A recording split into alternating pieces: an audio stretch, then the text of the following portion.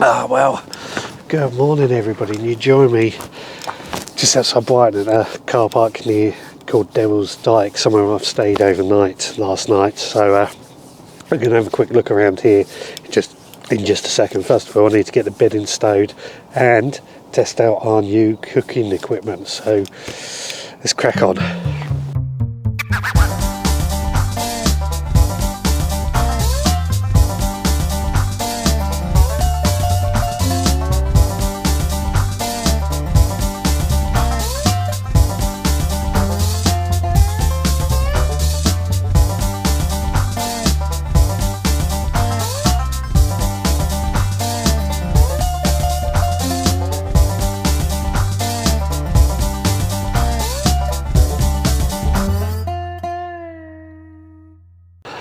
Oh, there we go.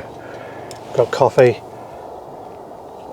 a scrambled eggs for my own chickens, and we got an amazing view for breakfast. So I'm going to eat and drink this, then we'll go and explore this Devil's Dyke, and I'll tell you more about it in just a moment. So we're just going to follow this path, and I believe it will bring us out to the Dyke. And I came up here for a walk with Roxy just the other day, so I've already scoped out this area, and I've got to say it's quite a stunning view. And although I've driven past here lots of times, the only other time I've been here was actually for a rave many years ago, when I was a bit of a party boy, shall we say. But there's a bit of a myth about how this Devil's Dyke was created and how it's got its name. The myth is that the devil dug out the dyke in order to flood the Weald with water from the sea, and as he was digging it, he was throwing lumps of mud behind him, which landed to create the Isle of Wight.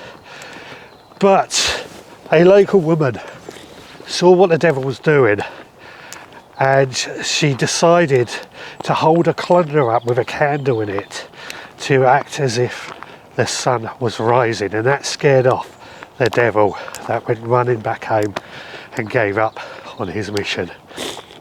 That's the myth anyway, but like I say, there's lots of history. Let's go find it and find more and show you more about it.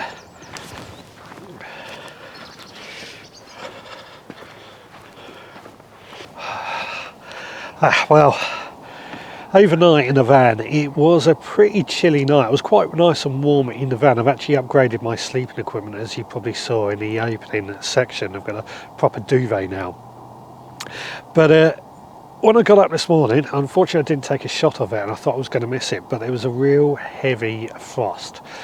And now I've been walking on up. The sun is actually shining, it's getting nice and warm, but I've just came into this sort of shadowy area behind some gorse bushes, and there is this heavy frost on the ground. And I'm glad that's been captured, because I just wanted to show just how cold it has been overnight, and this is the beginning of April, so you can never be too careful. Anyway, I keep saying let's go find the Devil's Dyke, and let's get there. This is the view that we've come to see, Devil's Dyke. Basically this huge valley in the South Downs, and it's got some stunning views in every direction. That I've just heard one person walk in and was amazed with the view. Obviously his first time that he came here. But up over on that top ridge over that hill there, you may see it in the distance. There is a pub, but a pub is actually the location of a Victorian attraction that was in this area. Now, one bloke, very clever bloke in my eyes, although I also think it's a bit of a shame he may have ruined this area. Well, he created an amusement park up here, like the modern day Thorpe Park, and there was a train track with a stop up here, Devil's Dyke, that ran up from Brighton town centre. Again, a lot of money must have been pulled into it, and there was amusement parks, rides, including vernacular railways up and down this dyke, and a monorail going across.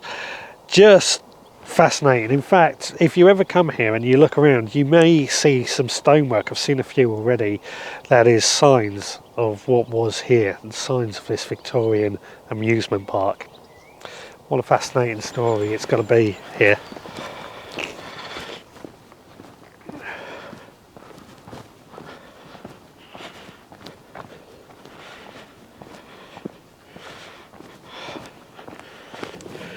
Well, I've reached this concrete plinth that I was mentioning, and again, I don't know if this was Fulham monorail, the vernacular railway, or one of the other amusements that was here. I suspect probably the monorail.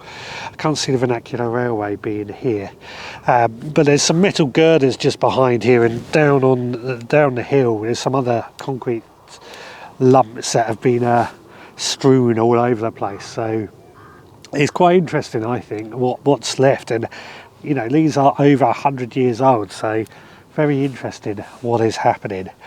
Now, I'm just noticing up in the sky there's some, I don't know what to call them, I want to say hang gliders, paragliders, that's the word I'm looking for, flying around over near the pub. So I think we need to go and investigate and see just what's going on over there and see how this is still used for the amusement. So let's get back to Alfie.